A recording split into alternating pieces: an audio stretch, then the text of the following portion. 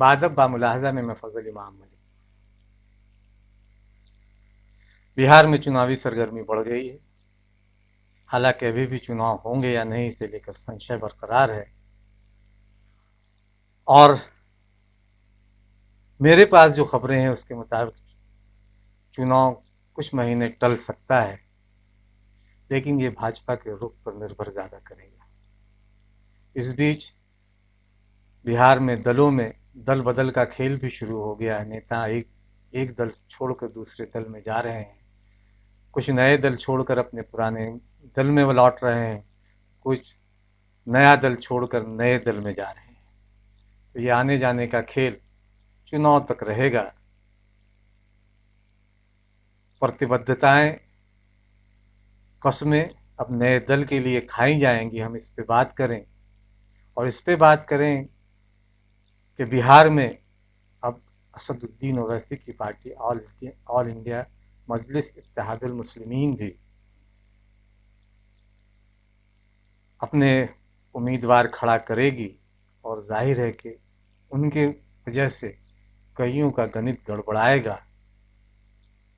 लेकिन इससे पहले आपसे ये गुजारिश है,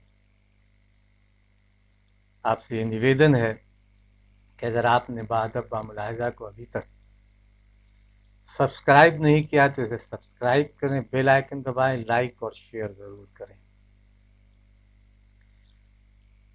तो बिहार में दल बदल का खेल जारी है, और इससे पहले असदुद्दीन ओवैसी की पार्टी AIMIM ने बिहार की 32 सीटों पर चुनाव लड़ने का ऐलान कर दिया है। जाहिर है कि इस ऐलान से परेशानी महागठबंधन को ज्यादा होगी, उसकी परेशानी बढ़ेगी, क्योंकि जिस वोट बैंक को लेकर महागठबंधन या राष्ट्रीय जनता दल इतराती है, उसका एक अच्छा खासा वर्ग उससे छिटक सकता है। यानी जिस वोट बैंक पर महागठबंधन का दावा है, ओवैसी की पार्टी इसी वोट में से मारी करेगी। हालांकि ये भी सच है कि लगातार ओवैसी की प्रतिबद्धता, उनकी नीयत पर सवाल उठते रहे हैं।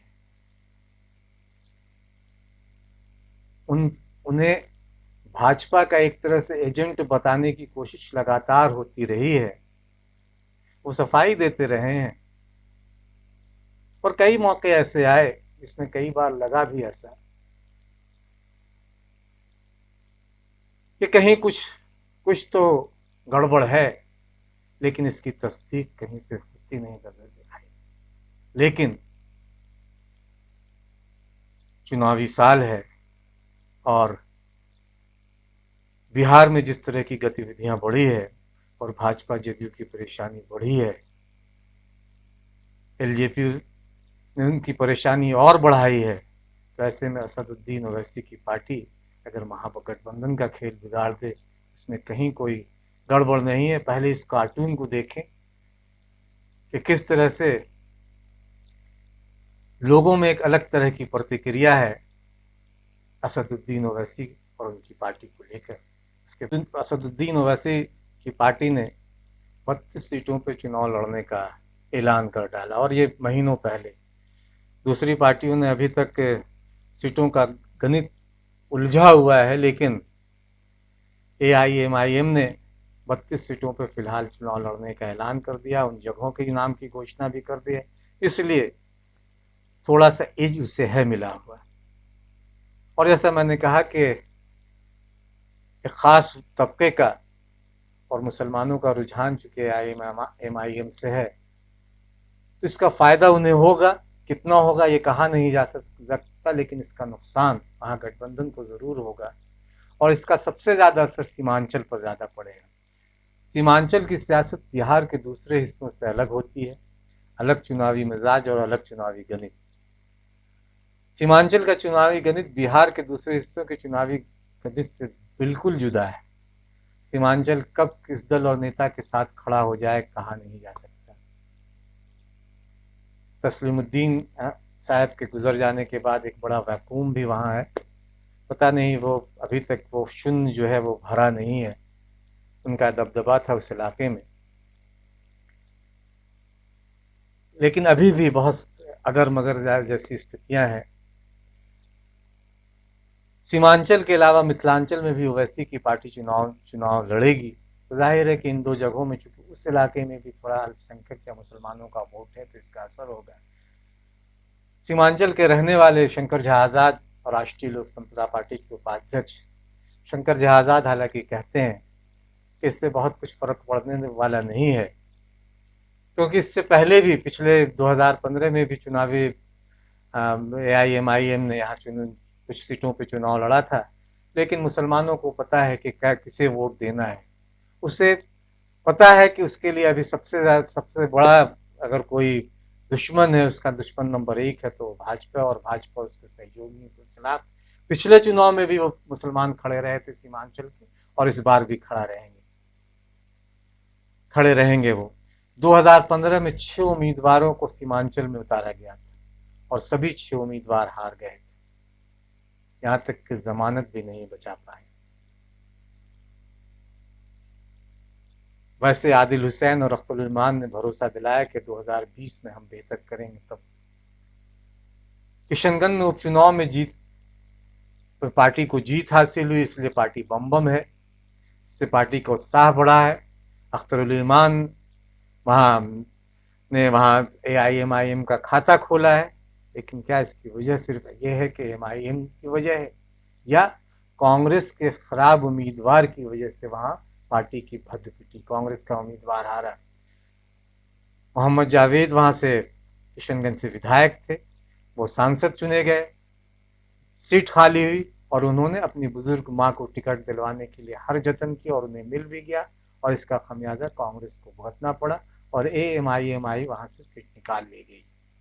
वजह ये भी बड़ी वजह है वहां से AIMIM के जीतने की। अख्तरुल इमान ने वहां काम किया, इसमें कहीं दो राय नहीं, लेकिन अभी भी बिहार के लोगों को AIMIM पर उतना भरोसा नहीं है जितना कि भरोसा महागठबंधन के दलों पर है। और इसलिए है क्योंकि उन्हें लगता है कि भाजपा और उनके सहयोगी दलों को अगर कोई हरा सकता है तो वो महागठबंधन। तो हालांकि उत्साह बढ़ा है। सीमांचल और मिथिलांचल में ओवैसी को क्यों लगता है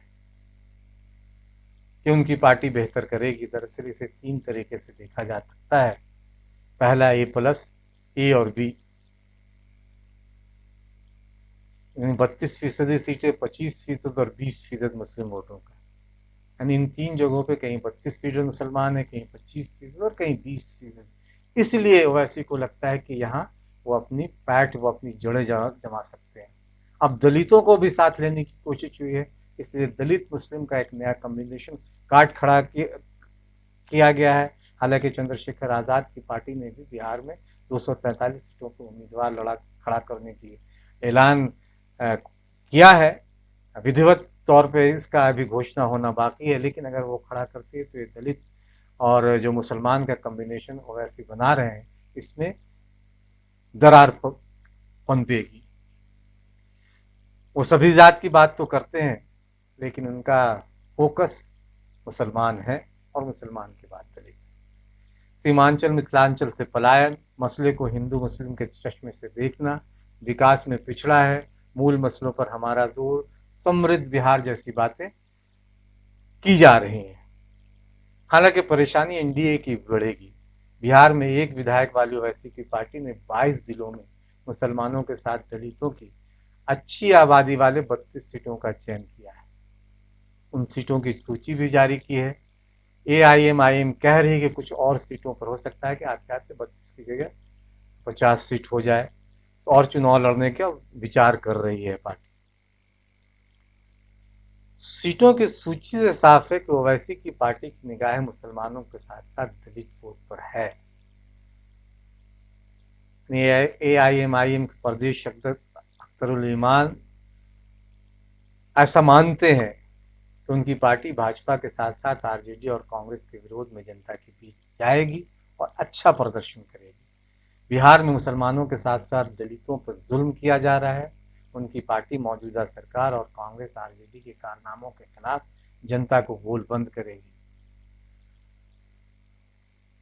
AIMIM ने जिन सीटों से लड़ने का फैसला किया। उन्होंने कटिहार जिले की बलरामपुर, बरारी, कदवा है, पूर्णिया जिले के अमौर, बायसी, अररिया के जोकीहाट, दरभंगा के केवटी, समस्तीपुर जिले की समस्तीपुर विधानसभा क्षेत्र, मधुबनी जिले में बिस्फी और झंझारपुर, मुजफ्फरपुर के जिले की बोछा और साहेबगंज, वैशाली जिले की महुआ, पश्चिमी चंपारण की बेतिया, रामनगर, पूर्वी चंपारण जिले की ढाका और नरकटियागंज, सीतामढ़ी जिले की परिहार और बाजपट्टी, पटना जिले की फुलवारी शरीफ, सीवान जिले की रघुनाथपुर और दरौंदा, गोपालगंज जिले की बरौली, बेगूसराय में साहेबपुर कमाल, भागलपुर में कहलगांव, खगड़िया में सिमरी बख्तियारपुर, आरा में शाहपुर, जहानाबाद में मखदूमपुर और गया जिले में इमामगंज, वजीरगंज और औरंगाबाद में औरंगाबाद विधानसभा क्षेत्र और कैमूर के चैनपुर विधानसभा क्षेत्र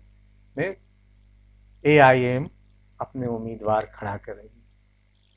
दरअसल एआईएम को बिहार में संभावनाएं नजर आ रही हैं, हालांकि 32 सीटों से वो क्या कुछ कर लेंगे ये तो अपने आप में बड़ा सवाल है। विधानसभा की एक सीट जीतने पर जैसा कहा, पार्टी में उत्साह तो है, लेकिन अभी भी रास्ता बहुत आसान नहीं है। मुसलमानों का एक बड़ा तबका अभी भी महागठबंधन के साथ है और कहीं जिस तरह से सीन बन रहा है उसमें क्या कुछ कर लेगी एमआईएम, या अभी फिलहाल ये तो भविष्य के गत में के चुनावी नतीजे ही बताएंगे।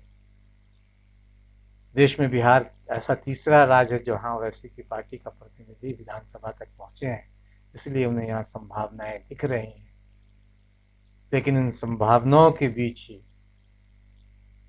सवाल ये भी उठ रहे हैं, क्या कहीं ओवैसी की पार्टी वो कटवा जमात में शामिल होकर भाजपा और जदयू को फायदा न पहुंचाए, जिसे लेकर बार बार उन पर सवाल भी उठते रहे हैं कि जब वो खुद अपने प्रदेश में तमाम सीटों पर चुनाव नहीं लड़ते हैं तो फिर दूसरे प्रदेशों में क्यों घुसपैठ करके भाजपा का मजबूत बनाने में लगे। ये सवाल वक्त की गर्भ में है। चुनावी नतीजे ये साबित करेंगे कि एआईएम कितनी कामयाब होती है, वो भाजपा को फायदा पहुंचाती है या महागठबंधन का नुकसान, ये तो आने वाला वक्त बताएगा। लेकिन सियासी पार्टी है, बिहार में अगर वो उम्मीदवार खड़े कर रही है तो उससे उम्मीद है तो वो बिहार में बेहतर प्रदर्शन कर कुछ अपने विधायकों को विधानसभा में भेजेगी ताकि वो गरीबों, दलितों, पिछड़ों और मुसलमानों की आवाज जमकर उठाए। ये बीजेपी और कांग्रेस एक सिक्के के दो रुख है, मगर मुसलमान समझने को तैयार है या नहीं मुझे नहीं मालूम। हम पुकार कर थक जाते हैं। याद रखो अब कुछ होने वाला नहीं है। आज हिंदुस्तान में तुम अकेले हो, मेरी इस बात को याद रखो। मैं तुमको डराने के लिए नहीं कह रहा हूं, मैं तुम्हारे दिलों से खौफ को निकालने के लिए कह रहा हूं। मैं इसलिए नहीं कह रहा हूं कि तुम अकेले हो, मैं तुमको याद दिलाना चाह रहा हूं कि तुम दुनिया में अकेले आए और अकेले जाओगे इंशाअल्लाह ताला, मगर हम अकेले नहीं हैं। अगर तुम इक़्तिदार की कुर्सियों पर बैठने वालों से उम्मीद लगाकर बैठे हो कि शायद कोई मेरी मदद करेगा, तो अल्लाह कह रहा है कि मेरे बंदे, मैं तेरी शहरत से करीब हूं, तू मुझे पुकार। अल्लाह से अपने रिश्ते को मजबूत करो और याद रखो, हिंदुस्तान को हम छोड़कर नहीं जाएंगे इंशाअल्लाह।